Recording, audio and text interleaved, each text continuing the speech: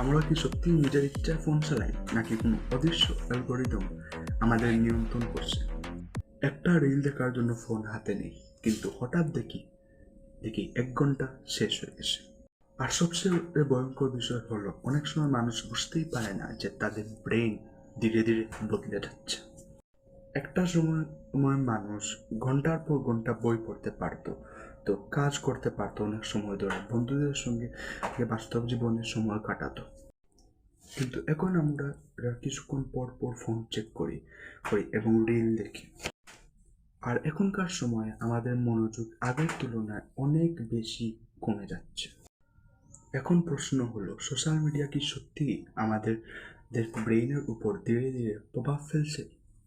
আজকের এই ভিডিওতে আমরা সোশ্যাল মিডিয়া সম্পর্কে এই 4টি জিনিস জানবো। পার্ট 1 মনোযোগ কমে যাওয়া, পার্ট 2 মানসিক আসক্তি এই অপ্রভাব, পার্ট 3 সোশ্যাল মিডিয়ার ব্যবসা এবং পার্ট 4 এসব কিছুর সমাধান। আজকের সময়ের সবচেয়ে বড় সমস্যাগুলোর একটি হলো মনোযোগ কমে যাওয়া। আগে মানুষ লম্বা সময় ধরে পড়াশোনা বা কাজ করতে পারত, কিন্তু এখন মানুষ 10-15 সেকেন্ডের বেশি মনোযোগ ধরে রাখতে পারে না। কারণ সোশ্যাল মিডিয়া আমাদের ব্রেনকে দ্রুত আনন্দের সাথে অভ্যস্ত করে ফেলছে। একটা রিল, তারপর আরেকটা রিল, তারপর আরেকটা, এভাবেই আমাদের ব্রেন সবসময় নতুন কিছু খুঁজতে থাকে। ফলে বাস্তব জীবনের কাজগুলো বিরক্তিকর লাগতে শুরু করে। পড়াশোনা বিরক্তিকর লাগে, বই পড়া বিরক্তিকর লাগে, লম্বা ভিডিও বিরক্তিকর লাগে। কারণ আমাদের ব্রেন দ্রুত বিনোদনের সাথে আসক্ত হয়ে গেছে। সোশ্যাল মিডিয়া শুধু সময় নষ্ট করে না, এটা মানুষের মানসিক স্বাস্থ্যের উপর প্রভাব ফেলে। অনেক মানুষ নিজের জীবনকে অন্যদের পারফেক্ট জীবনের সাথে তুলনা করতে শুরু করে। ফলে মানসিক চাপ বাড়ে, চিন্তা বাড়ে এবং আত্মবিশ্বাস কমে।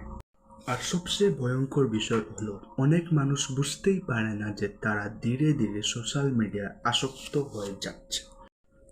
ফোন ছাড়া কয়েক মিনিট থাকলেই এই অস্থির লাগে, বারবার ফোন চেক করতে ইচ্ছা করে। কিন্তু এখন একটা প্রশ্ন হলো, সোশ্যাল মিডিয়া কোম্পানিগুলো কি এসব জানে না? অবশ্যই জানে, কারণ তাদের লক্ষ্য হলো যত বেশি সময় আপনি অ্যাপে থাকবেন তাদের তত বেশি লাভ। তাই অ্যালগরিদম এমনভাবে বানানো হয়েছে যে আপনি একটির পর একটি ভিডিও দেখতে থাকেন। একটা ভিডিও শেষ হওয়ার আগেই আরেকটা ভিডিও সামনে চলে আসে। মানে অনেক সময় পণ্যটা আপনি না, আপনার মনোযোগটাই হলো পণ্য। তাহলে কি এই সোশ্যাল মিডিয়া পুরোপুরি ছেড়ে দিতে হবে? না, আসল বিষয়টি হলো নিয়ন্ত্রণ। এখন প্রশ্ন হলো, এসব সমস্যার সমাধান কি? প্রথম সমাধান হলো নোটিফিকেশন কমিয়ে দেওয়া, কারণ প্রতিটা নোটিফিকেশন আমাদের মনোযোগ ভেঙে দেয়। দ্বিতীয় সমাধান হলো সোশ্যাল মিডিয়া ইউজ করার আর একটা লিমিট বা একটা সময় নির্ধারণ করে রাখা ভালো।